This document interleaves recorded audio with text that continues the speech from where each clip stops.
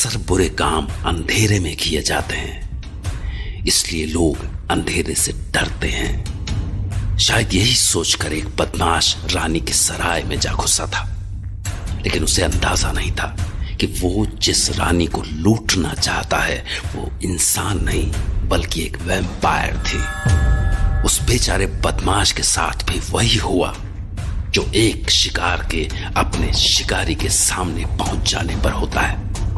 लेकिन रानी शुरू से ऐसी नहीं थी, वो भी इंसान की जिंदगी जी रही थी। और फिर एक वक्त आया जब वो इंसान से वैम्पायर में तब्दील हो गई और अब उसे अपनी ये जिंदगी रास आ रही थी। रुद्र जो खुद एक वैम्पायर था, वो रानी को इस नई जिंदगी के कायदे सिखा रहा था। हर चीज की आदत होने में थोड़ा वक्त लगता है, धीरे धीरे जिंदगी की भी आदत हो ही जाएगी। बात तो सब हो गई है, मगर मने बस एक ही चीज घनी खोटी लागे है। मैं कांच में मारो चेहरो को नहीं देख सकूं।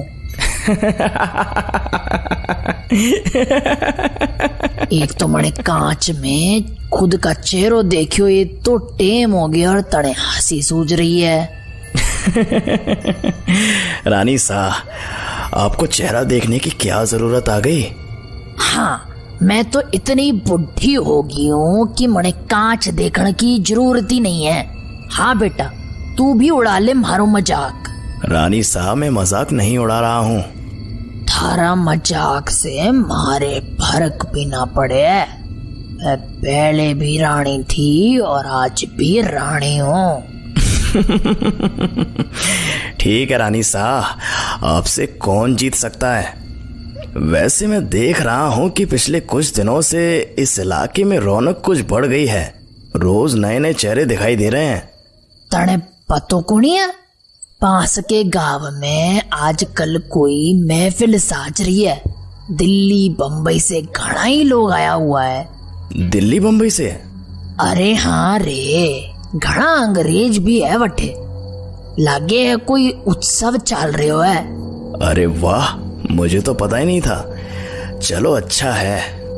तो तू वठे जा रहे हो है? सोच रहा हूँ जा ही आऊं, काफी दिन हो गए लोगों से मिले हुए। चल ठीक है, तू जा।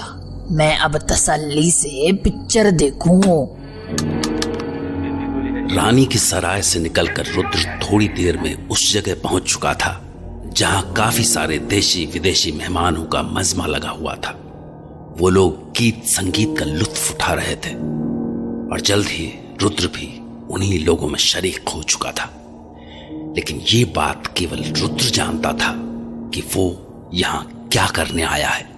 फिलहाल इस वक्त वो वहां के पूरे माहौल का जायजा ले रहा था और आखिर में उसकी निगाहें उस तरफ जा टिकी जहां एक लड़की सबसे अलग किसी किताब में निगाहें गड़ाए बैठी हुई थी।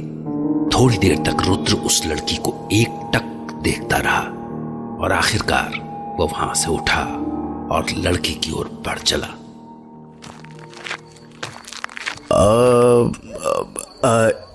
यस? माफ कीजिएगा, मुझे ऐसा लगा कि आप यहाँ अकेली हैं। No, I am with my group. काफी लोग हैं साथ में। मुझे तो बस अपनी बुक खत्म करनी थी, इसलिए मैं एक तरफ आ गई। ओह, तो आप अपने ग्रुप के साथ हैं। लेकिन फिर भी मुझे ऐसा लग रहा है कि इस वक्त आप काफी अकेली हैं। बल्कि आपका मन तो कर रहा है कि आप इसी वक्त इस टूर को छोड़कर वापस लौट जाएं। लेकिन ये इस वक्त पॉसिबल नहीं है, तो आप एक किताब लेकर अपने ग्रुप से अलग होकर बैठ गई हैं। सॉरी टू से, लेकिन मुझे नहीं लगता कि आपने अभी तक इस किताब का एक पन्ना भी पूरा पढ़ा होगा। Am I right? You are absolutely right. These idiots अपने आप को मेरा दोस्त बताते हैं, लेकिन इनमें से कोई दोस्ती का मतलब समझता भी है? बहुत गलत है, बहुत गलत है। लेकिन मैं ये सब तुम्हें क्यों बता रही हूँ? Who are you? Oh sorry, मैं एक रिसर्चर हूँ। ह्यूमन बिहेवियर मेरी रिसर्च का टॉपिक है। इंटरेस्टिंग? इतना भी इंटरेस्टिंग नहीं है, कभी कभी काफी बोरिंग हो जाता है। अब दूसरे लोगों के बिहेवियर को समझना, फिर अपनी राय बनाना, ये भी कोई काम है क्या? तो तुम लोगों का बिहेवियर एनालाइज कर लेते हो? थोड़ा थोड़ा। अच्छा, वहाँ उधर देखो, वहाँ मेरे कुछ फ्रेंड्स बैठे हुए हैं। उस तरफ? वो? हाँ, वो तीनों। दैट गर्ल इज निधि। वो उसके साथ में जो लड़का बैठा है ना, वो आकाश है। और वो उनसे जो थोड़ा दूर बैठा है, वो मिस्टर लंबू, वो है हितेश। मुझे उन तीनों के बारे में बताओ। वो तुम्हारे दोस्त हैं। मैं क्या बताऊंगा उनके बारे में, तुम ज्यादा अच्छी तरह जानती होगी। That's it. मैं जानना चाहती हूँ कि अभी अभी तुमने जो कुछ मुझसे कहा वो सब सच था, या मुझे यहाँ अकेला बैठा देखकर इम्प्रेस करने चले आए? इम्प्रेस करने चला आया? तुम मेरे बारे में ऐसा सोच रही हो? यस, मैं तुम जैसों की आदत जानती हूँ, बस हर जगह मुंह उठाए चले आते हो। अगर तुम मेरे बारे में ऐसा कुछ सोच रही हो तो मैं चला जाता हूँ। अगर तुम मेरे बारे में सोच सकते हो कि मेरे दिमाग में क्या चल रहा है, तो मैं भी तुम्हारे बारे में सोच सकती हूँ ना। नाउ प्रूव योरसेल्फ, वरना जिस तरह से यहाँ आए हो ना, उसी तरह से वापस चले जाओ। ओके, तुम्हें शायद लग रहा है कि मैंने अपने बारे में झूठ बोला है। मैं कोई रिसर्चर नहीं हूँ।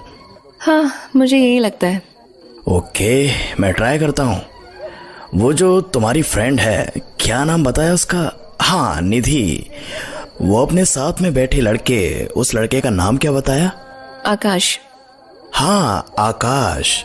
तो उन दोनों को देखकर ऐसा लग रहा है कि वो दोनों बस दोस्त हैं, जस्ट फ्रेंड्स। काफी हंस हंस कर वो लोग बात कर रहे हैं, लेकिन उनके बीच में दोस्ती से ज्यादा कुछ नहीं है। M I right? Right wrong बाद में डिसाइड करेंगे, पहले बताते जाओ।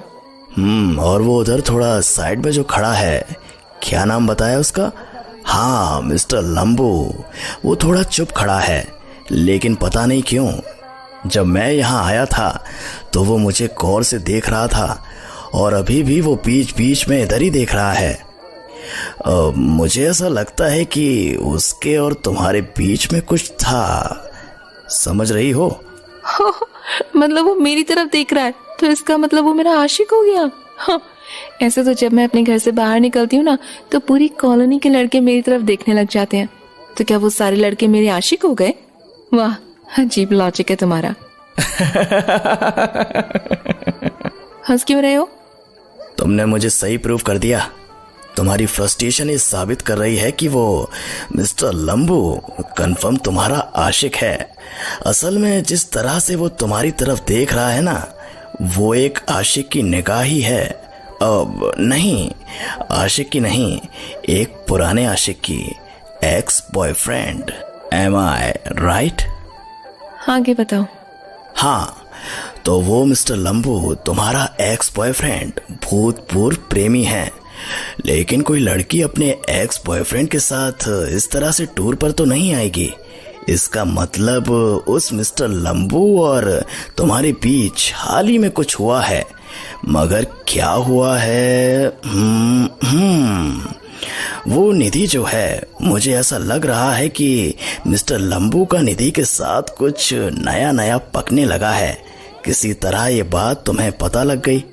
तुम्हारी लंबू से लड़ाई हुई, जिसके बाद लंबू और निधि ये दिखाने की कोशिश कर रहे हैं कि उनके बीच कुछ नहीं है। और रही बात आकाश की, तो ऐसा लग रहा है कि निधि उससे इतनी ज्यादा बातें इसीलिए कर रही है क्योंकि वो तुम्हारे सामने ये साबित करना चाहती है कि उसके और मिस्टर लंबू के बीच कुछ भी नहीं है। Now M I right? हमारा 5 साल का रिलेशन था और ये निधि मेरे बचपन की फ्रेंड थी। इसने मेरे साथ अच्छा नहीं किया।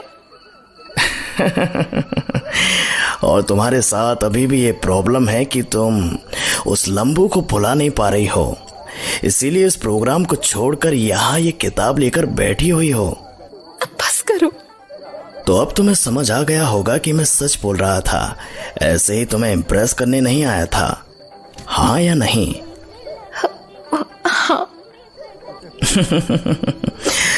असल में मैं तुम्हें इम्प्रेस करने आया था। हाँ, मैं तुम्हें इम्प्रेस करने आया था। सो आर यू इम्प्रेस्ड? मुझे ऐसा क्यों लग रहा है कि तुम मुझे प्रपोज कर रहे हो? अच्छा, इसे प्रपोज करना कहते हैं? मुझे तो पता ही नहीं था। You are funny. किसी के बारे में इतनी जल्दी राय मत बनाया करो। अभी तुम मुझे जानती कितना हो। निधि और लंबू को तो जानती थी ना, लेकिन क्या हुआ, तो इस बार बिना जाने ही सही। So I am impressed with you mister. अरे, तुमने अपना नाम तो बताया ही नहीं। मेरा नाम है वैम्पायर।